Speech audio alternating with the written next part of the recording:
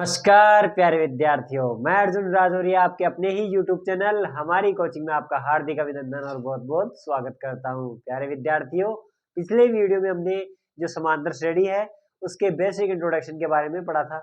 आज उसी को आगे बढ़ाते हुए जो 5.1 और 5.2 से बनने वाले इंपॉर्टेंट क्वेश्चन हैं उनके बारे में चर्चा करेंगे, जो बोर्ड एग्जाम में किस टाइप से पूछे जाते हैं, किस प्रकार से आएंगे। तो देखिए, आपके पास में जो क्वेश्चन रहेगा वो क्वेश्चन कुछ इस प्रकार दिया जाएगा। मान लो आपके पास में क्वेश्चन दिया जाएगा कि क्या है, कोई एपी है जिसके जो पद दे रखे हैं वो आपको कहते हैं 10, 7 और 4, और आपको बोलेगा कि इस समांतर श्रेणी का कौन सा पद 30वां पद ज्ञात करो। जब आपको 30वां पद ज्ञात करना होगा तब आपको करना क्या है, मतलब इस टाइप के क्वेश्चन आएंगे और आपके डेफिनेटली पूछ जाएंगे एग्जाम में। तो देखिए, करना क्या है, आपको सबसे पहले लिख लेना है इसकी पहली संख्या, और पहली संख्या को हम क्या कहते हैं, प्रथम पद। और प्रथम पद यानी इसको बोलते हैं ए, और वो कितना है आपके पास में 10। इसके अलावा एक निकालते हैं अपन सार्व अंतर, क्या बोलते हैं, सार्व अंतर, जिसको बोलते हैं कॉमन डिफरेंस डी। डी जो होगा आपके पास में A2 माइनस A1। वैसे इसका फॉर्मूला क्या होता है, अगला पद माइनस पिछला पद, और अगला पद कितना है अपने पास में 7 माइनस का कितना आएगा अपने पास में 10। आगे देखिए, अगर मैं 7 में से 10 माइनस करूंगा तो कितना बचेगा, माइनस का 3। तो आपके पास में बच जाएगा माइनस का 3, जो किसका मान होगा, सार्वंतर या डी का। आगे देखिए, तो ये जो 30 है, जो 30वां लगा हुआ है, 30वां पद पूछे, 40वां पद पूछे, 50वां पद पूछे, तो हमेशा ध्यान रखना ये वाला मान हमेशा किसका होता है, एन का, और एन का मान आपको कितना दिया हुआ है 30। अब आपको पता हो तो एक फॉर्मूला अपन ने पढ़ा था, कौन सा फॉर्मूला था, एनवा पद का। एनवा पद ज्ञात करने का फॉर्मूला क्या था बताओ, ए एन बराबर में ए प्लस एन माइनस 1 इंटू में डी। यहाँ पर देखिए प्यारे विद्यार्थियों, आपको प्रथम पद ए भी दिया हुआ है, एन का मान भी दिया हुआ है और डी का मान भी दिया हुआ है, मतलब निकालना क्या है, ए एन। तो देखिए 30वां पद होता क्या है, मतलब ए 30 आपको क्या करना है, निकालना है। अब देखिए यहाँ से स्टार्ट करते हैं। ये आपके पास में एनवा पद निकालने का क्या है, फॉर्मूला है। इस फॉर्मूले में देखो, आप ए की जगह रखोगे ए, एन की जगह आपको कितना रखना है, 30 रखना है, मतलब 30वां पद। ए का मतलब प्रथम पद, और प्रथम पद कितना दिया हुआ है 10। आगे देखिए एन, एन का मान कितना दिया हुआ है आपको 30 माइनस का 1 इंटू डी, और डी कितना दिया हुआ है आपको, डी का मतलब सार्वंत्र होता है, वो कितना दिया हुआ है माइनस का 3, ये है माइनस का 3। आगे देखिए, ये आ गया 10 प्लस 30 में से 1 गया तो कितना बच जाएगा 29, इंटू में कितना आएगा माइनस का 3। जब आप 29 को माइनस 3 से मल्टीप्लाई करोगे तो आपके पास में कितना आएगा बताओ, माइनस का 87, और 10 में से माइनस का 87 घटाओगे तो बताओ कितना आएगा आपके पास में, माइनस का 77। ये कौन सा पद हो गया आपके पास में, 30वां पद।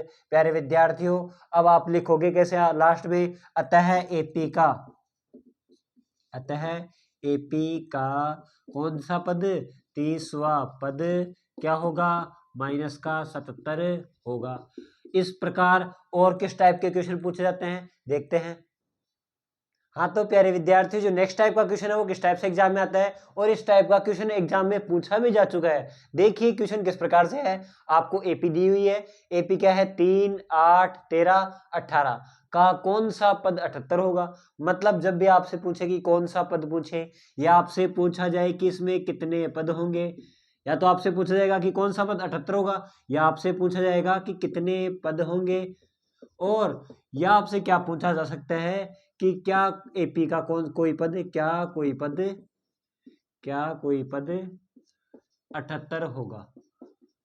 जब भी इन तीनों में से कोई से रिलेटेड क्वेश्चन पूछा जाए तब आपको करना क्या है, तीनों एक ही टाइप से होने वाले हैं। देखिए क्या करना है, वैसे ही करना है अपने को, जैसे लिखना है अभी प्रथम पद।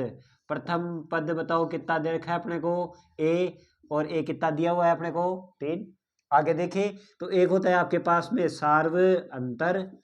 सार्व अंतर को अपन क्या कहते हैं बताओ, डी। डी मतलब क्या होता है, सार्व अंतर, और उसका फॉर्मूला क्या होता है, A2 माइनस A1।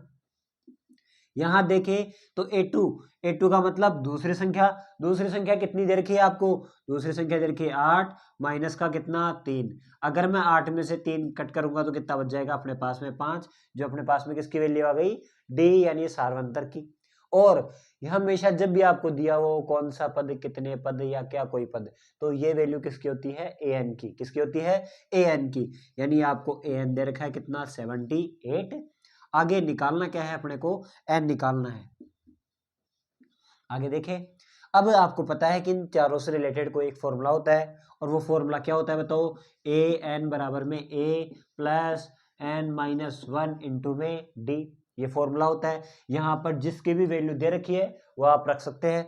देखिए ए एन की वैल्यू आपको कितनी दी हुई है, 78 बराबर में ए की वैल्यू कितनी दे रखी है बताओ आपको, 3 प्लस एन, और एन की वैल्यू आपको नहीं दे रखी मतलब ये निकालनी है, तो आप लिखोगे एन माइनस 1 इंटू डी, और डी का मान आपके पास में कितना दिया हुआ है, देखो डी फोर सारवंतर जो कितना दिया हुआ है 5।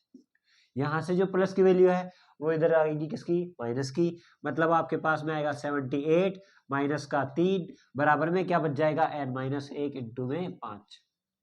अगर मैं 78 में से 3 कट करता हूं तो कितना आता है, 75। यानी ये होगा अपने पास में 75, जो मल्टीप्लाई में होता है वो डिवाइड में आता है, और बच जाएगा क्या उधर, एन माइनस 1। अगर मैं इसको 5 से कट करूंगा तो कितना आएगा, 15 बराबर में एन माइनस 1। ये जो माइनस का 1 है वो इधर आके किसका हो जाएगा, प्लस का, और 15 और 1 कितने हो जाएंगे आपके पास में, 16। मतलब एन का मान कितना आ गया आपके पास में, 16। अब देखिए आपने एन का मान निकाल लिया है। आगे क्वेश्चन में मतलब लिखोगे कैसे, यदि आपसे पूछा जाता कि कौन सा पद 78 होगा, तो आप लिखते कि एपी का 16वां पद, एपी का 16वां पद 78 होगा। दूसरा क्वेश्चन, अगर आपसे पूछा जाए कि कितने पद होंगे, तब आप क्या करोगे, जब आपसे पूछा जाए कि कितने पद होंगे, तब आपको क्या करना है, तब आपको लिखना है कि एपी में 16 पद होंगे। और तीसरा, जब आपसे पूछा जाए कि क्या कोई पद 78 होगा, तब आप लिखोगे कि हाँ कौन सा पद, 16वां पद 78 होगा। आप क्या लिखोगे, एपी में 16वां पद 78 होगा। अब इसमें आप एक चीज ध्यान रखना प्यारे विद्यार्थियों, अगर आपके पास में ये क्वेश्चन आता है क्या कोई पद, तो हमेशा ध्यान रखना एन का मान हमेशा एक पूर्ण संख्या आनी चाहिए, मतलब ना तो पॉइंटों की आनी चाहिए और ना माइनस की संख्या होनी चाहिए। एन का मान हमेशा पूर्ण संख्या होता है। अगर पूर्ण संख्या नहीं है मतलब वो एपी का पद नहीं है। आगे किस प्रकार का क्वेश्चन पूछा जाएगा देखते हैं। हाँ तो प्यारे विद्यार्थी, जो नेक्स्ट टाइप का क्वेश्चन है जो एग्जाम में पूछा जाता है वो किस प्रकार से है, देखिए आपको क्वेश्चन दिया जाएगा, उस एपी का 31वां पद ज्ञात कीजिए जिसका 11वां पद 38 और 16वां पद कितना है आपके पास में 73 है। ये आपको क्वेश्चन दिया जाएगा। अब आपको सोल्व कैसे करना है एग्जाम में, तो देखिए प्यारे विद्यार्थियों, सबसे पहले तो आपको जो दिया हुआ है वो लिख लेना है और जो ज्ञात करना है वो लिख लेना है। तो यहाँ पर मैं लिखूंगा कि दिया है, बताओ कितना दिया हुआ है अपने पास में, एक तो दिया हुआ है 11वां पद, 11वें पद को क्या लिखते हैं अपन, 11, वो तो कितना दिया हुआ है अपने पास में 38। इसके अलावा क्या दिया हुआ है, 16वां पद, 16वां पद मतलब 16वें नंबर का वो कितना है, A16, जो कितना दे रखा है आपको 73। और इसमें ज्ञात क्या करना है आपको, इसमें आपको ज्ञात करना है, बताओ क्या ज्ञात करना है, 31वां पद, यानी A31 आपको क्या करना है, फाइंड करना है। अब आप क्या करोगे, देखिए सबसे पहले आपको पता होगा कि अपने पास में ए एन का एक फॉर्मूला होता है।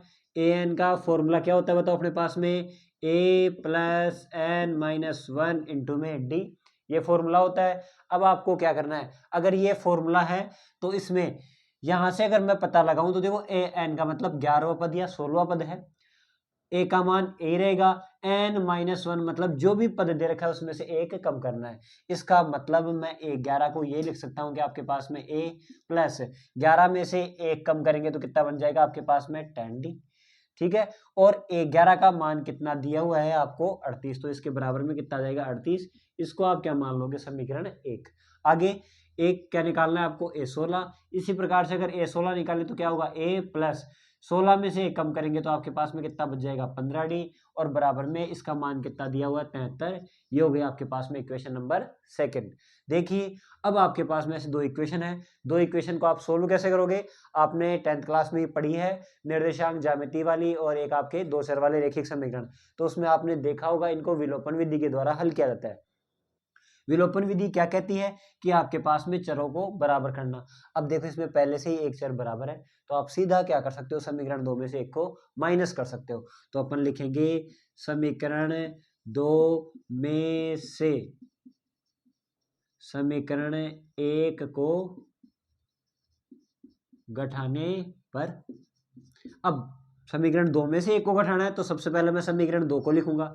समीकरण दो क्या दिया रखा है अपने को, a प्लस 15d बराबर में 73, और समीकरण एक को घटाना है तो उसको नीचे लिखेंगे। समीकरण एक क्या है आपके पास में, a plus 10d equal to कितना दे रखा है 38। माइनस करना है, घटाना है, मतलब माइनस माइनस माइनस। बताओ a से तो क्या चला जाएगा a, 15 में से 10 गए तो आपके पास में कितना बच जाएगा 5d, और 73 में से 38 घट जाएगा तो आपके पास में कितना बच जाएगा 35।